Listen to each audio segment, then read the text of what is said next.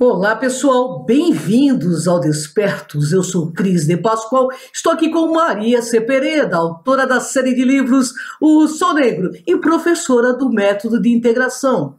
Tudo bem, Maria? Como vai você? Olá, pessoal. Olá, Cris. Tudo bem com vocês? Nós aqui na seguidinha do programa anterior. Então, hoje é bem interessante e mais light para aqueles que queimaram o fósforo cerebral no programa anterior. É com você, Cris. Bem, pessoal, o programa de hoje é continuação do anterior. Portanto, quem não assistiu o anterior, que assista antes de assistir esse, para que vocês possam entender tudo que a Maria tem de informação que é muito importante. Ou a iniciação do Sol Secreto. Decidimos dividir então em duas partes. Não apenas pelo perfil de cada um, mas também pelo tempo. Se você não assistiu o programa anterior, você encontrará o link do primeiro aqui embaixo, na área da descrição do vídeo. Maria, no programa anterior você fez uma muito profunda análise dos principais pontos esotéricos, místicos, científicos e psicológicos que a série desenvolve. Sem esquecer, é claro, de um fundamento manipulador que se apresenta como projeto para a humanidade. Mas nesse programa, eu farei apenas um pedido. Eu gostaria que você nos desse sua visão de importantes frases e diálogos ditos pelos personagens da série. Frases que você anotou ao longo dos episódios e que carregam um quanto de luz para ser revelada. Bem, Maria, a gente conta aí com você e com o seu discernimento. É isso aí, Cris. Vamos lá com as frases. Tentar não me estender demais, mas eu nunca sei como fica, porque as coisas vão surgindo na minha cabeça na hora que eu tô falando. Às vezes eu vou longe demais. Quem são meus alunos já estão acostumados, aqueles que já me acompanham há um bom tempo, já sabem que eu não resumo para ficar curtinho um vídeo comercialmente mais interessante. E sim, a minha preocupação é com o seu quantum de luz, o quantum de luz que eu vou passar para você através das informações. Então, vamos lá. A primeira frase está ligada com uma pergunta que sempre me fazem, né? Ligada assim: Maria, por que o mundo é o mundo? Por que nós temos que sofrer para poder viver nessa realidade, neste planeta Terra? Estamos aprisionados ou não estamos aprisionados numa Matrix? Porque o governo secreto mundial nos, persegue, porque são isso, são aquilo outro, e coitadinho de nós, coitadinho de nós. Bom, todas essas frases, na verdade, têm uma boa porção de realidade e, por outro lado, porções de mal entendimento do processo que é a projeção de nossa consciência nessa realidade, que parece, como bem chamada de realidade, tão real. Então nós estamos aqui interagindo e tem um programa e tem condições para estarmos aqui. Mas uma delas é a questão do sofrimento, que ele é intenso até que nos transformemos. Ele pode ser intenso, é a frase certa, até que nos transformemos. Ele pode ser do tipo que comprime o ser humano e o leva a estados extremamente difíceis, né? Por exemplo, em momentos de guerra, momentos em que ocorre a típica manipulação e vontade de uns sobre outros. Isso pode acontecer na sua própria família, pode acontecer na empresa onde você trabalha, e no nível de país e nível mundial.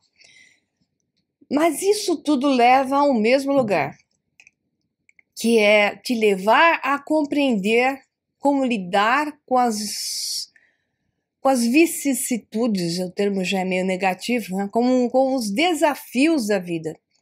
Então a vida nos desafia constantemente, coloca dificuldades e eles aumentam conforme o seu grau de entendimento e conforme a sua capacidade de resolver aquilo que pode ser resolvido, que está colocado à sua frente. Porque o objetivo é, sim, fazer com que você seja lapidado. Essa suposta pedra bruta, já que estávamos falando em conceitos esotéricos no programa anterior, um termo bem maçônico, mas é esotérico como um todo, a pedra bruta que somos será lapidada e transformada em uma pedra preciosa.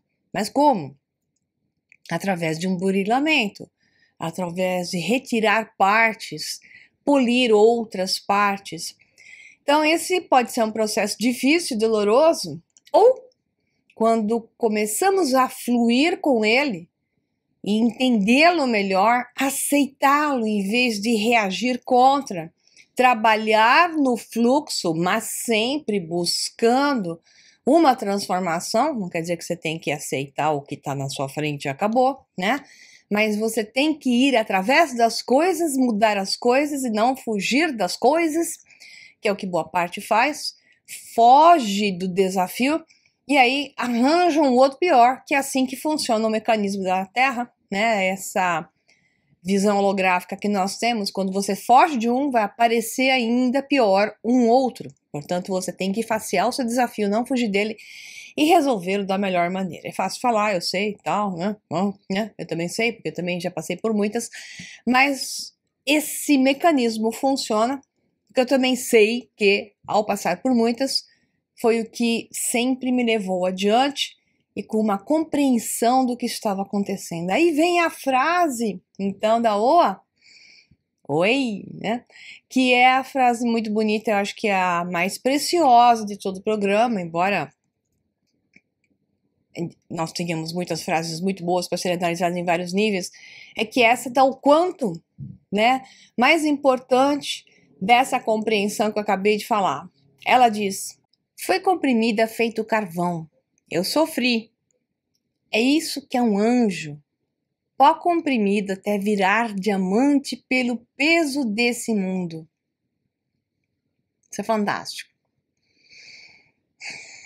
Se nós raciocinarmos um pouquinho sobre o carvão ou grafite e olharmos para o diamante, nós estamos olhando estruturas atômicas de formas de carbono. Então, são apresentações diferentes do próprio carbono.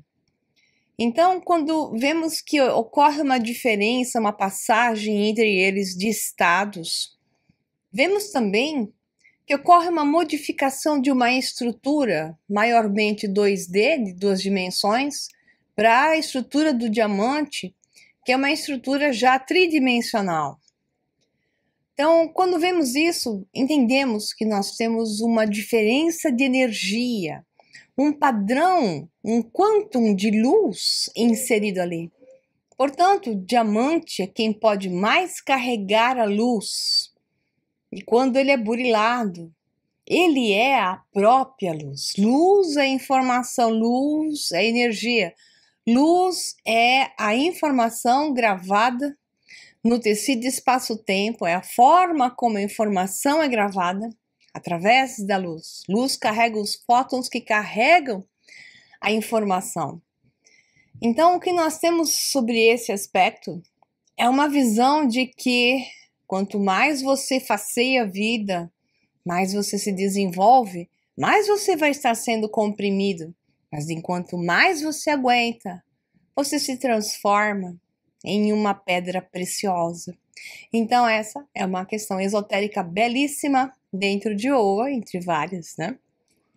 Então temos uma próxima frase aqui, porque tem muitas.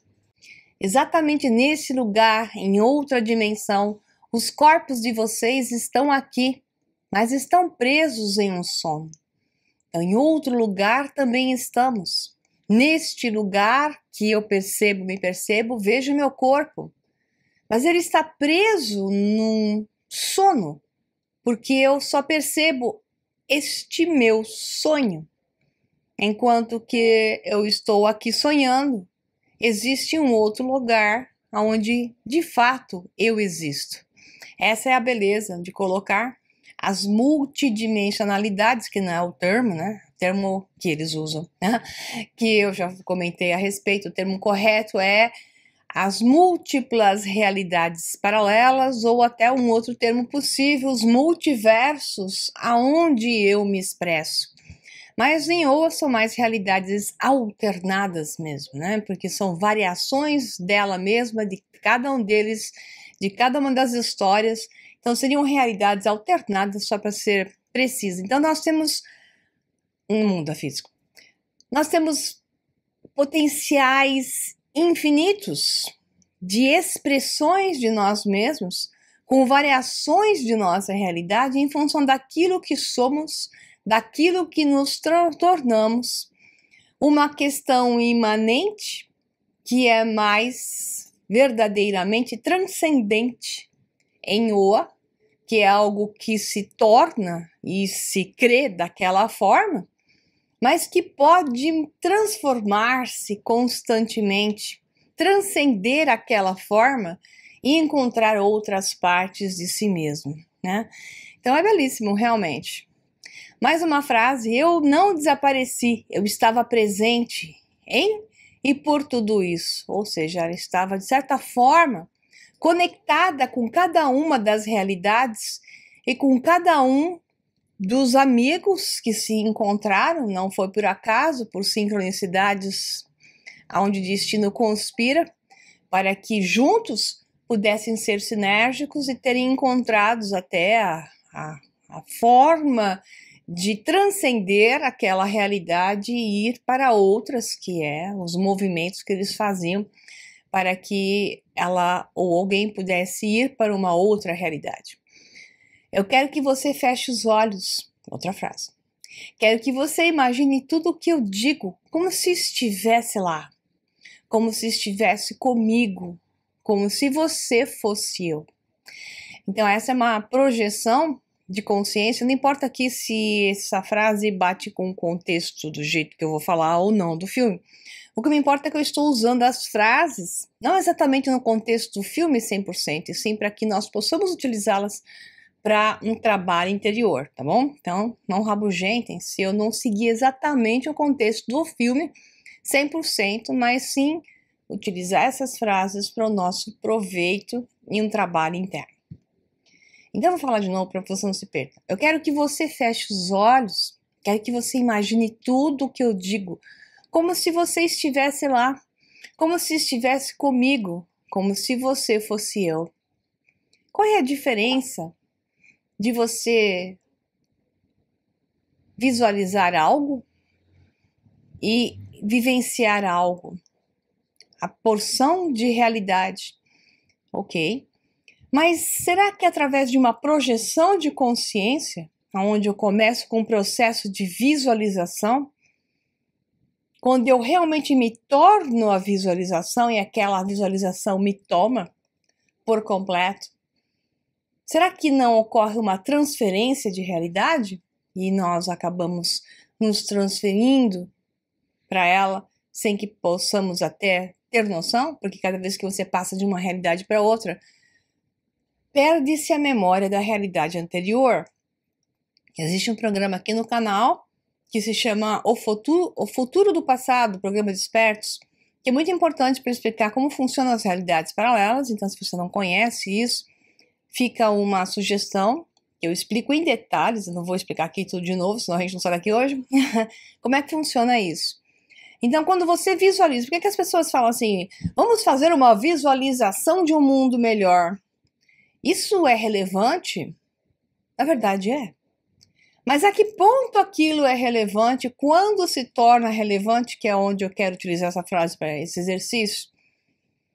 Quando de fato, dentro de você e dentro daqueles que estão mentalizando, aquilo é um potencial evento, algo que você de fato faz parte da visualização. A visualização e você são coisas únicas. A sua ressonância, a sua frequência faz com que aquilo que é provável se torne realmente possível, né? Porque nem tudo que é provável é possível. Por quê? É provável de acontecer, mas quando do provável se torna possível?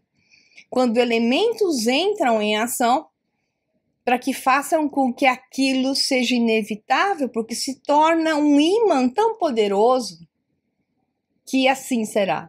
E quando se torna esse ímã tão poderoso? Quando duas partes são ressonantes por completo. Então, como é que eu posso desejar um mundo melhor e de paz se eu não sou exatamente aquilo que eu quero que ocorra no mundo?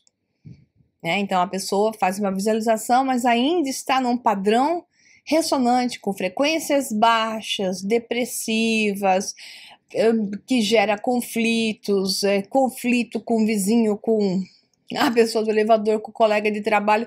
Então, como é que a pessoa que vai numa mentalização vai ser positiva ao ponto de se tornar algo de provável para possível?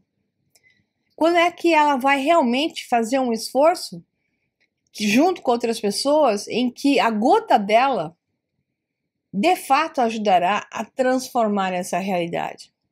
Quando ela se transformar. Então, quando pessoas ressonantes, que de fato são a realidade que querem projetar, se juntam para fazer esse processo de visualização, essa passagem de realidade, essa bolha que se cria de realidade inserida numa bolha coletiva, ela pode acontecer. Tá? E ela acontece o tempo todo, né? Só que dentro dos padrões, dos níveis que são a média do que cada uma dessas pessoas está dentro, frequencialmente falando, próximo ou mais distante daquilo que elas estão desejando ali. Porque o desejo de boca falada, é muito fácil. Eu quero um mundo melhor, eu quero que as pessoas querem um presidente, mas eu vou lá na empresa e eu apronto e até sou desonesto em alguns aspectos. Como é que eu quero um mundo melhor de um presidente, de um congresso honesto, se eu estou fazendo coisas que não têm ressonância completa, né? Então esse padrão, porque o mundo é assim? Porque a humanidade ainda é assim. Não, o mundo é assim porque tem pessoas bilionárias que são más. É parte de porque o mundo é assim, é isso. Mas o maior problema do mundo não são essas pessoas, que não teriam poder nenhum se todo o resto da massa fosse seguidoras, não fosse seguidoras deles. O que nós temos é que muitos seguem e reproduzem o mal que esses comandam. Okay? Aí vem mais uma frasezinha. Todos nós morremos mais vezes do que eu posso contar. Sim, essa questão se refere novamente às realidades paralelas. Então, a nível de eu, nível superior, existem outras versões de mim mesmo que têm histórias distintas ou muito próximas ou mais diferentes. Então, nós morremos muitas vezes como projeção de uma persona, ou até com a percepção de um emaranhamento quântico entre uma linha de tempo com outras personas. Então, essa visão de infinitas possibilidades no mundo quântico é a realidade. No mundo temporal, aquilo que nós percebemos na quarta dimensão onde estamos, terceira dimensão de espaço, quarta de tempo, percebemos o tempo porque vivemos o espaço. Então, tempo, fisicamente falando, né? Física, escola, é a forma como explicamos um objeto sair do ponto A e chegar no ponto B. Medimos o tempo e dizemos, bom, então há espaço percorrido, porque houve o tempo. Então, o tempo é um instrumento, é uma ilusão utilizada para explicar o espaço. Quando a matéria não mais existe dessa forma, no mundo da densidade, e, portanto, a matéria e o espaço estão diretamente relacionados, o tempo também se altera. Por isso que o tempo se altera em função da gravidade, em função da densidade, que tem a ver com a gravidade, em função de parâmetros que ligam com a gravidade. Então, o tempo é uma variável que, então, gera um processo de ilusão de uma continuidade em um mundo quântico através de emaranhamentos constantes. Então nós vamos morrer infinitas vezes até que então recobremos a consciência e possamos entender que são passagens como uma troca de roupa e que não morremos. Morre simplesmente aquela passagem, aquele estágio do jogo. O avatarzinho do jogo pega assim, parabéns, um monte de medalhinhas, e pega o próximo estágio, o próximo desafio e o próprio avatarzinho e continua em frente. Mais uma frase. A primeira vez que você adormece na prisão, você esquece. Você acorda uma mulher livre e então você lembra que não é. Você perde sua liberdade muitas vezes antes de finalmente acreditar. Então isso é muito interessante porque a questão de você estar o tempo todo despertando em um corpo, né? Despertando naquilo que ela chamou de prisão, uma alegoria, porque não é exatamente isso no caso dela, mas é parecido com isso.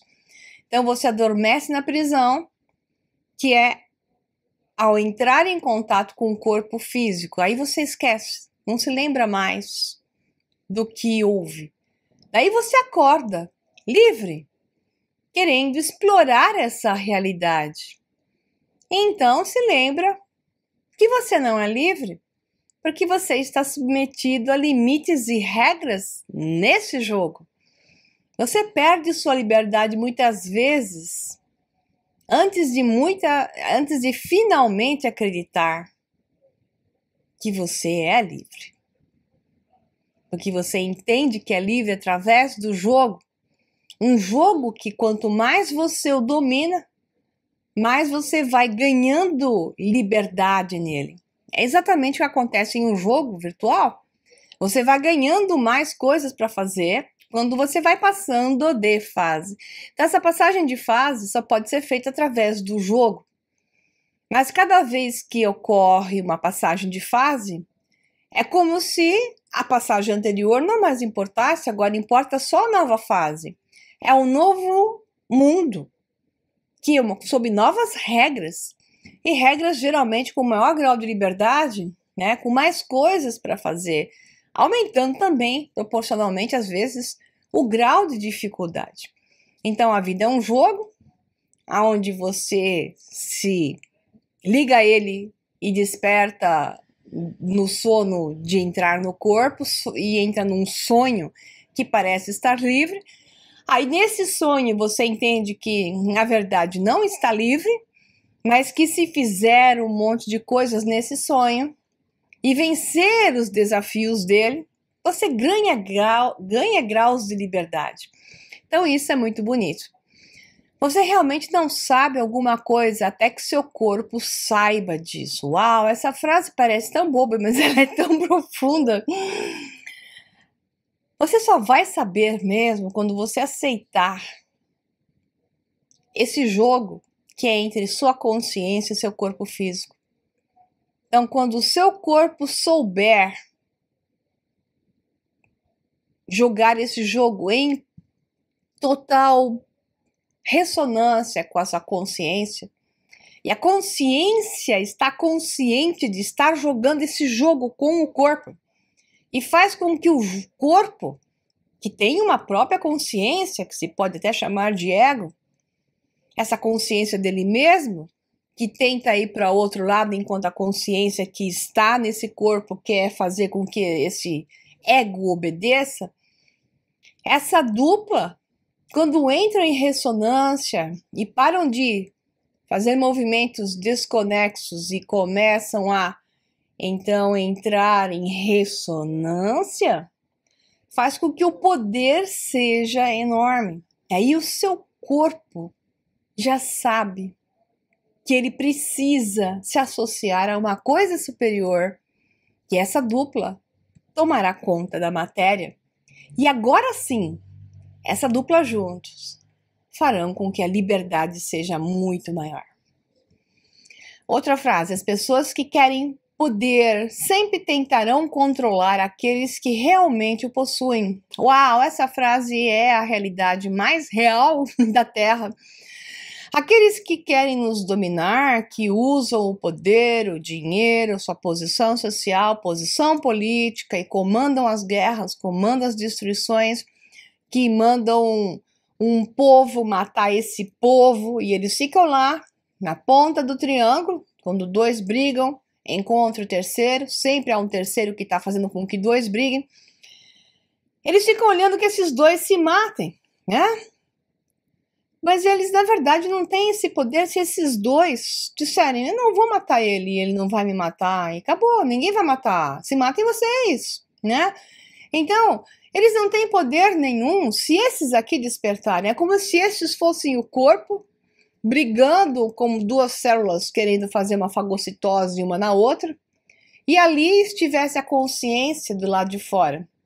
Quando então essas duas células veem que elas não têm que tentar brigar para se comer, elas entendem que elas têm que comer aqueles dois lá que estão mandando esses aqui brigarem. Então isso é a frase que está perfeita aqui. As pessoas que querem poder sempre tentarão controlar aqueles que realmente o possuem.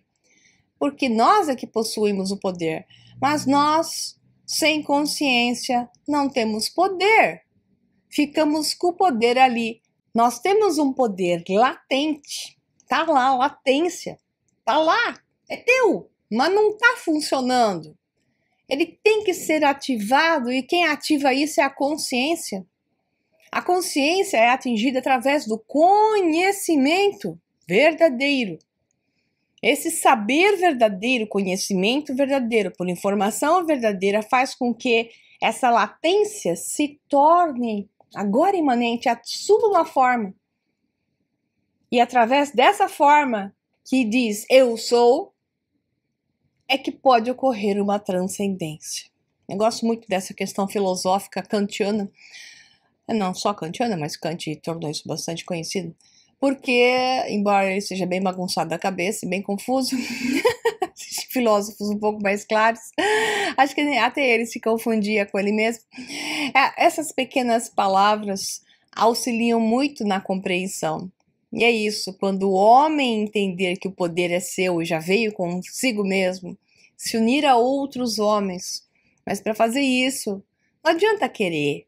Tem que ter informação, é por isso que nos roubam a informação o tempo todo, tiram a informação da humanidade, dão contra-informação e desinformação o tempo todo, para deixar confuso, ignorante. E, infelizmente, a humanidade está num processo violento de adormecimento, a massa, claro. A massa está num processo de adormecimento violento, aceitando engolir a sua imanência, tornando-a completamente latente e latente apagada, né? Nós temos esse poder e temos que usá-lo, mas para isso eu sei que o povo não sabe o que faz, é bem assim, não sabem o que fazem.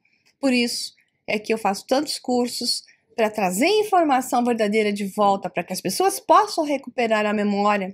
E isso é o trabalho de um dos cursos, tantos cursos eu faço, que é mais recente agora, que é o Segredo dos Deuses, a verdadeira história da humanidade, que o foco é trazer de volta aquilo tudo que te foi escondido, que sem você saber a verdade não vai conseguir saber julgar o que é certo, o que é errado devido a essa desinformação e esse jogo que se faz de um contra o outro o tempo todo.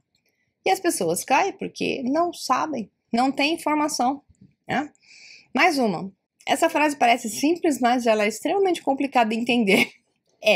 A ordem externa gerará a ordem no interior. Aquilo que é projetado para fora se torna a ordem externa. A ordem projetada para fora influencia o interior de uma outra ordem. Só que quando esta ordem se transforma interior e exterior em ressonância pura, agora a transformação dessa, né, essa fase de constante mutação, de transcendência que existe, fará com que uma nova ordem externa ocorra e essa nova ordem externa influenciará a ordem interna daqueles que não estiverem em ressonância plena. Quando entra em ressonância plena, ocorre uma transcendência, a transcendência gera uma nova ordem externa, que gerará novamente uma outra ordem interna daqueles que não estavam 100% em ressonância. Então, é como ir numa onda influenciando outras ondas e mais outras ondas, mas só se influencia quando o externo entra em alinhamento com outro interno, fazendo com que então ocorra um novo nascer, um nascimento de uma nova realidade.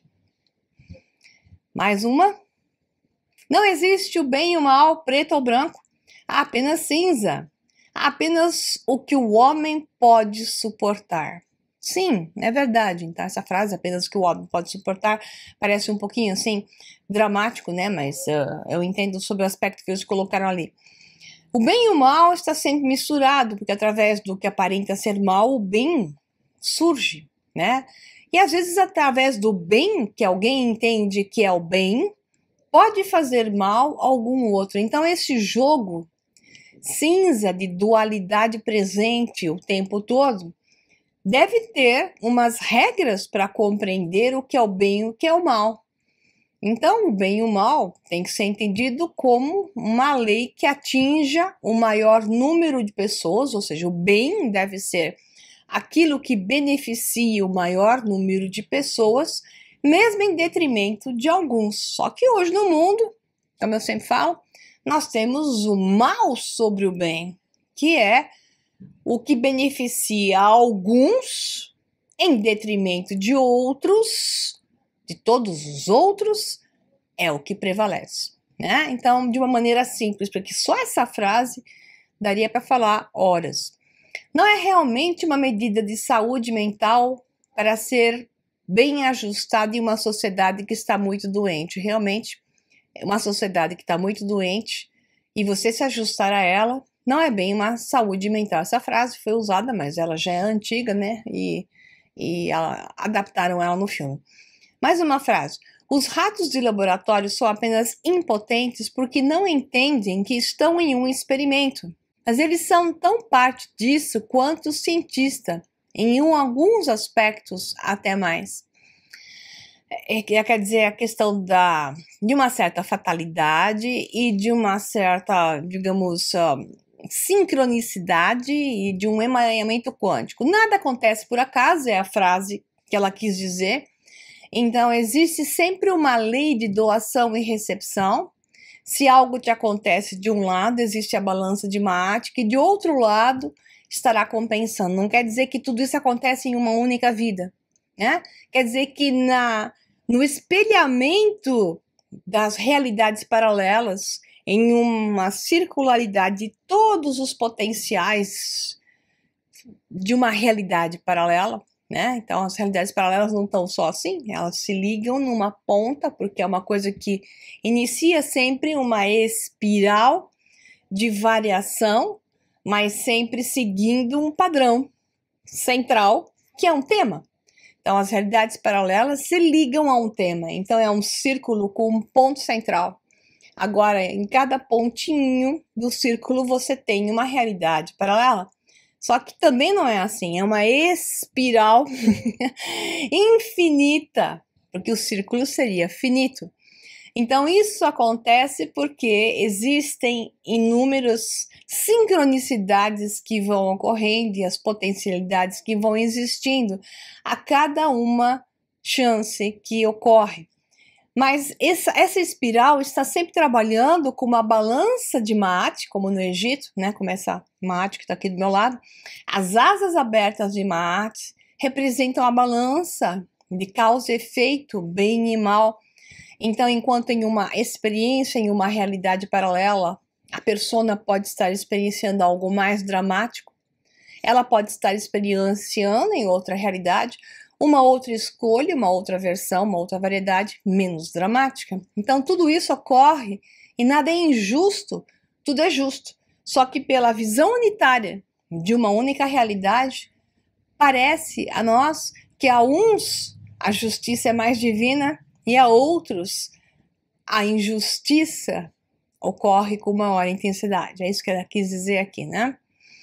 Então, quando ocorre essa submissão de um povo a um ditador, que é o caso dela lá, né, do grupo dela, da OA, sobre o cientista, o Rap, que estavam lá submetidos a ele, havia uma causa e um efeito em torno de um tema. E o tema talvez fosse conhecer outras realidades, compreender essas múltiplas potencialidades do ser. Só que existem várias formas de você lidar com isso, e nem sempre é necessário você ter um opressor tão reptiliano como esse. Mais uma frase. Não há nada mais isolante do que não ser capaz de sentir o tempo, não sentir a distância entre horas e dias. Então, imagine você colocado numa cela branca, né, onde se fazem até com torturas e com processos de domínio da mente, para deixar a pessoa suscetível a comandos de domínio de mente. Né? É colocar um prisioneiro numa cela branca, com uma cama branca, com lençol branco. Tudo branco, parede branca, tudo branco. E ali ele fica dia e noite. Então, o que acontece? Quando você não tem a mudança de espaço, perde o senso de espaço, você perde o senso do tempo. Portanto, o tempo é uma percepção, existe o tempo que se pode contar, ok? Esse tempo que a gente usa o relógio para isso, né? E tem um calendário. Existe o tempo que nós percebemos. Então, esse tempo percebido muda completamente. Pode parecer até que não passou o tempo. Então, ela pode estar dentro de uma cela branca, achando que passou uma semana e, na verdade, pode ter passado muito mais. Geralmente, ocorre uma dilatação de tempo e espaço. Quando você entra num processo como esse, perde-se a noção temporal porque você perde a noção espacial. E daí se perde a distância entre as horas, distância entre os dias e por aí vai. Vamos firme agora. Aqui uma frase da segunda temporada, que era a dica para o detetive chegar até a rosácea da janela, onde ele deveria encontrar o enigma da casa, né?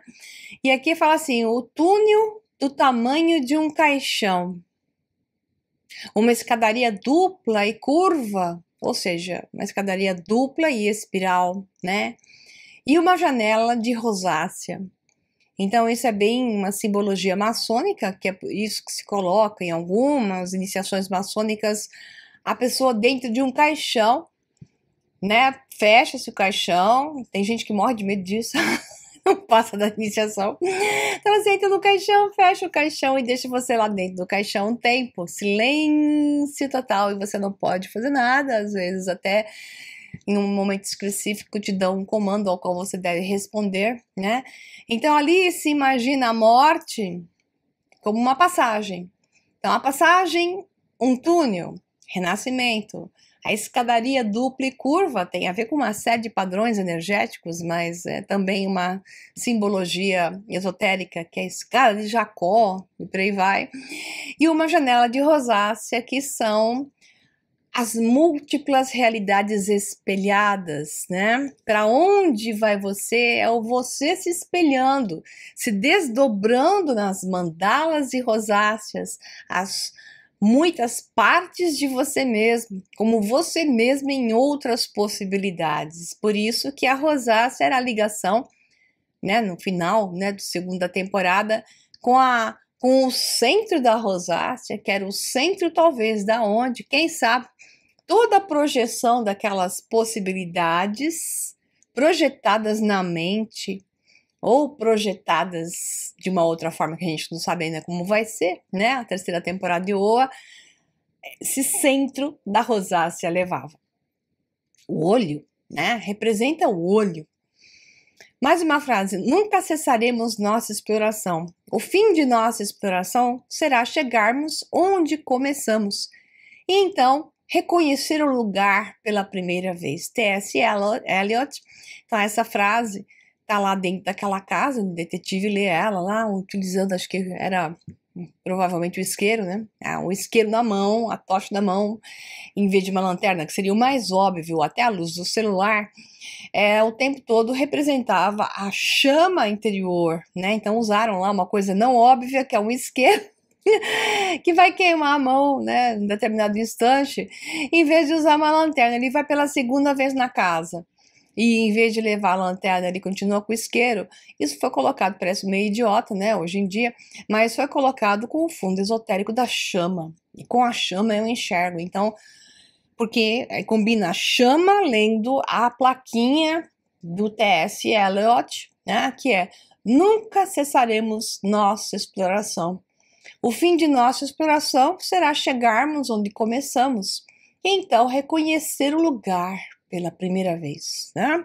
Mas com um outro olho, com uma forma diferente, porque nós já não somos mais o mesmo.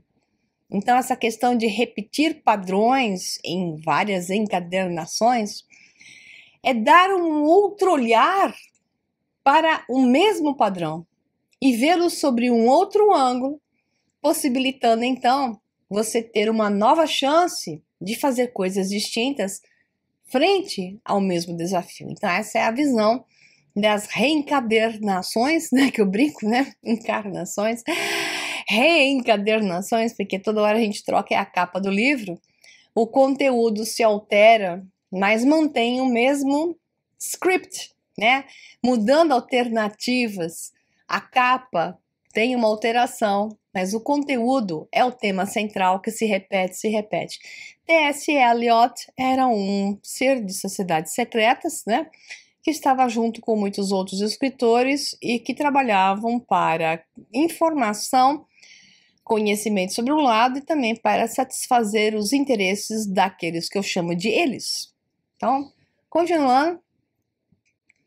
Ninguém corria 1,5 km em menos de 4 minutos. Acreditava-se ser o limite de velocidade humana, diz o rap para Oa. Então, um dia, um inglês conseguiu chegar em 3 minutos e 59 segundos.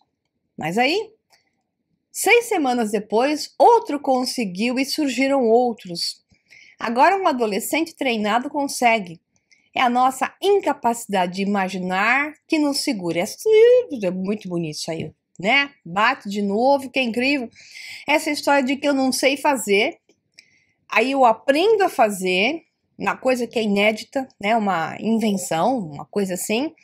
E quando você terminou de fazer, no campo de informação, ressonância morfogênica, que Jung diria inconsciente, coletivo, como uma forma mais restrita de visão. Eu gosto mais da visão do campo de ressonância morfogênica, que alguns chamam de the field, o campo. Tudo que você descobre agora, você extrai do campo, na verdade. Porque tudo já existe, tudo já está lá.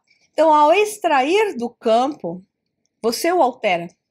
Então, essa nova versão que eu recebo, processo, estou devolvendo ao campo, é uma nova versão. É isso que interessa, a nova versão. E toda hora que eu amplio, conecto, não perco essa conexão, e devolvo, crio uma nova conexão, essa nova conexão se tornará mais possíveis àqueles que estão próximos do mesmo foco, da mesma bolha de realidade, buscando o mesmo padrão. É aquela história do centésimo macaco, né? Então, não sabiam os macacos numa ilha, não sabiam abrir os cocos de uma certa forma. Aí, de repente, na outra ilha, que nunca teve correlação de um com o outro, os macacos aprendem a abrir o coco de uma outra forma, muito mais interessante e mais prática. De repente, sem se conectarem, os macacos dessa ilha, quando atinge o centésimo macaco ali, né? Os macacos dessa ilha começam a abrir os cocos do mesmo jeito, porque existe um número, um quantum suficiente, um padrão suficiente energético para que ocorra a transferência. Então, o centésimo macaco era o número necessário para que a transferência ocorra. É o que eu digo para os meus alunos.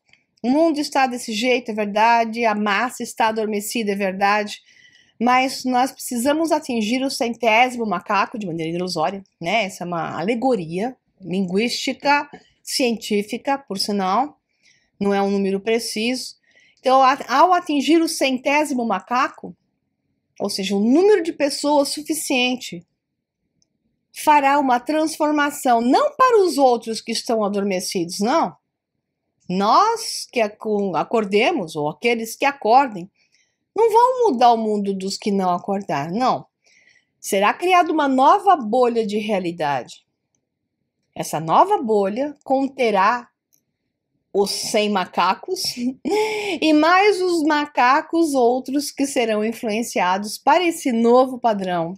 E aquele que não ainda acordou, que continuam tentando quebrar os cocos de uma maneira mais difícil, continuarão existindo até que um macaco comece a quebrar naquele lugar o coco daquele jeito e gere 100 macacos quebrando o coco daquele jeito e novamente uma nova bolha será quebrada, mas continuará existindo um padrão que ainda precisa aprender a quebrar os cocos de uma maneira diferente, ok?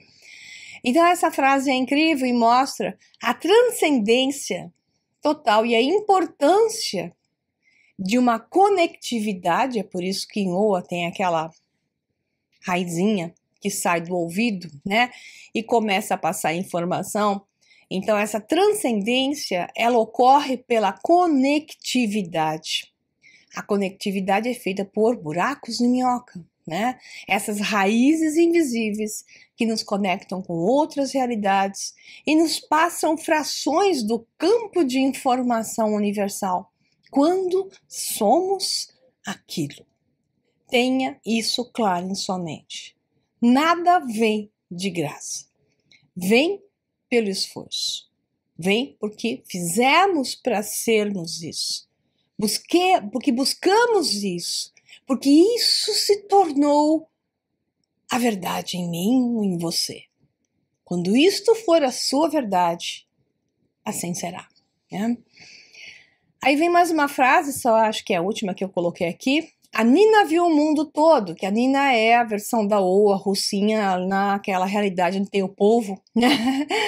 Então a Nina viu o mundo todo, mas eu, a Oa, né? Eu vi por debaixo, uma visão esotérica bastante incrível. A Nina, que era mais adormecida do que a Oa, né? As duas iguais fisicamente, mas com duas histórias distintas, realidades alternadas. A Nina rica, né, com o pai dela e tal. Então a Nina viu o mundo todo, mas eu vi por baixo. É por debaixo, é pela raiz, pelo mundo esotérico, submundo, né?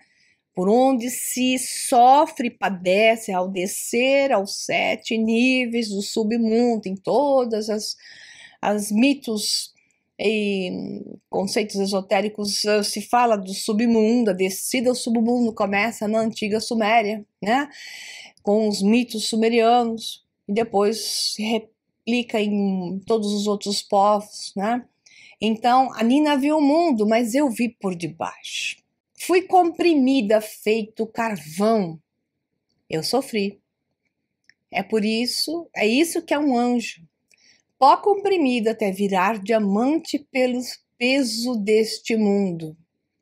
Você me esmagou antes que eu pudesse me tornar qualquer coisa, mas não me destruiu. Eu morri e voltei à vida com algo que você nunca terá. Você tem violência, terror e solidão. Eu tenho fé. Essa última palavrinha, frase eu tenho fé, acho que podia ter ficado melhor aí. Estava indo tão bem até que ela disse eu tenho fé. Aí deveria ter sido dito, na minha opinião, eu tenho determinação. Ele também era determinado, né? Mas ela tem determinação e ela tem uma outra coisa. Ela sabe. Ela devia ter dito, eu tenho a determinação e o saber de que você não vencerá. É isso que nós temos que dizer, porque o rap representa um cientista louco lá e psicótico Ele representa, de certa forma, você pode colocar dessa maneira, os donos do mundo, como eu costumo chamar, eles, abrir aspas e fechar aspas, esse 1% comanda esse 99% que se divide em duas facções que se matam. Se matam porque não enxergam que tem esse terceiro que as está usando e esmagando constantemente, fazendo com que sejam esmagadas, mas na verdade, no fundo, quem está esmagando não é o 1%. São as metades que sobraram, que é a grande maioria, que esmagam um ao outro. Esse processo pode ter a sua valia, e tem, porque ele seleciona aqueles que enxergam e não o aceitam, e tentam despertar os outros. Por outro lado, ele não é necessário quando se assume a consciência. Quando nos tornamos conscientes, isso já não é mais necessário. Não é mais necessário compressão para expansão. O mais importante aqui para entender é que não é necessária a violência, o terror e a solidão para realmente atingir esse processo de despertar. Muito pelo contrário. Nós podemos, ao atingir a consciência, viver de uma outra forma e chegar à conclusão e à visão da verdade, do mundo melhor, sem precisar passar pelas raízes da árvore, pelo submundo.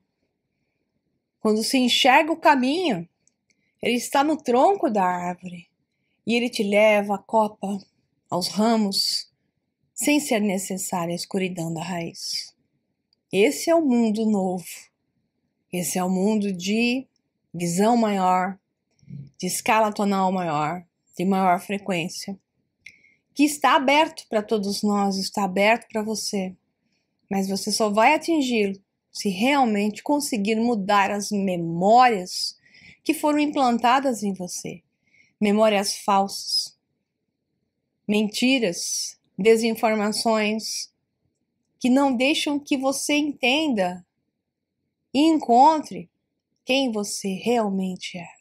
O verdadeiro você está aí, latente, querendo vir para fora e manifestar-se, te levando para esse mundo que eu estou falando. Mas sem você saber a verdade do mundo, a verdadeira história da humanidade, a verdade sobre você mesmo, você vai continuar aí preso, passando por dor e achando que isso é o certo, ou que não é, mas sem saber como sair disso. Então há um outro caminho. Venha comigo, que eu posso te contar um pouquinho disso e juntos encontrarmos essa nova forma de viver e de encarar a realidade de uma forma muito mais potente, justa, coerente, e influenciarmos os outros, né? Nessas ondas, por sermos nós diferentes, podermos influenciar aqueles que já estejam prontos. É isso aí, pessoal. Um abração para você e até o próximo Despertos. É com você, Cris.